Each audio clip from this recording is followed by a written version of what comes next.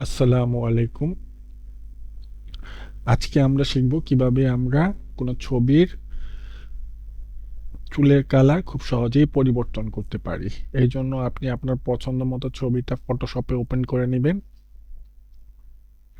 Open করে নেওয়ার পর আমরা যাব এখান থেকে লেয়ারটা যদি লক করা থাকে তাহলে আনলক করে নিতে পারেন।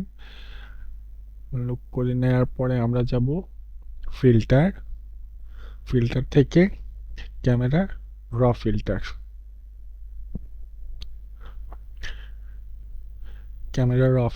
আমাদের এখন চুলের কালারটা ব্রাউন আছে। তো এই র ফিল্টার থেকে আমরা যাব হচ্ছে মাস্কিংয়ে। মাস্কিং থেকে হচ্ছে গিয়ে আমরা এখানে ক্লিক করব। এই নিচে একটা তীর চিহ্নর মতো আছে, এখানে ক্লিক করবেন। ক্লিক করার পরে এখান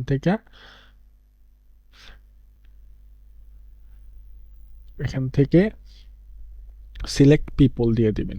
তারপরে এটা লোড হতে, মাস্কিং করার জন্য লোড হতে কিছুক্ষণ সময় নেবে। তো এটা মাস্কিং হয়ে গেছে। মাস্কিং অপশন আমাদেরকে শো করতেছে যে কি কি জিনিস সে সিলেক্ট করছে। এই যে আমাদের টোটাল মাস্কিং অপশনটা একটা কালারের মাধ্যমে দেখাচ্ছে। তো এখানে হচ্ছে গিয়া আমি যদি হচ্ছে গিয়া ফেসিয়াল স্ক্রিনে যাই তাহলে দেখতে পাচ্ছি যে আমার এখানে ফেসিয়াল স্ক্রিনটা ও সিলেক্ট করে নিচ্ছে। বডি স্কিনে গেলে এখানে বডি স্কিন সিলেক্ট করছে। আই ড্রপে গেলে আই ড্রপটা সিলেক্ট করে নিচ্ছে। আইরিশ অ্যান্ড পিউপিলে গেলে সে আইরিশ অ্যান্ড পিউপিলটা সিলেক্ট করে নিচ্ছে। লিপসে গেলে লিপসটা সিলেক্ট করে নিচ্ছে। তো আমি এখান থেকে চুজ করতে চাচ্ছি হেয়ারটা, যেহেতু আমি শুধুমাত্র চুলের কালারটা পরিবর্তন করতে চাই, সেজন্য আমি এখানে হেয়ারে সিলেক্ট করে দিলাম যে এটা হেয়ারটাকে সিলেক্ট করে নিছে। তারপর এখান থেকে ক্রিয়েটে দিলাম। তো এখন এটা হেয়ারটাকে সিলেক্ট করে মাস্ক করে দিয়েছে। তো এখন আমরা এখানে যে স্লাইডারটা আছে, স্লাইডারটাকে আমরা নিচে নিয়ে আসলাম। নিচে নিয়ে আসার পরে হিউতে গেলাম।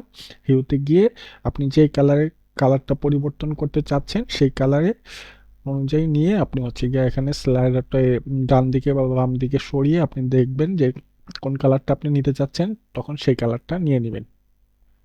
তো আমার কালার আমি যেটা নিতে চাচ্ছি সেটা নেওয়া হয়ে গেছে। আমি হচ্ছে গিয়া একটা পিঙ্ক কালারটা বা পিঙ্ক ভায়োলেট টাইপ একটা কালার সিলেক্ট করেছি। তো আমার এটা হয়ে গেছে। এখান থেকে হয়ে গেলে এখান থেকে আপনি ওকেতে প্রেস করবেন। তো এই যে আমাদের কালার এটা হয়ে গেছে। তো এভাবে খুব সহজেই আমরা হেয়ারের কালার পরিবর্তন করতে পারি। অবশ্যই লাইক, কমেন্ট, শেয়ার করতে ভুলবেন না। ধন্যবাদ।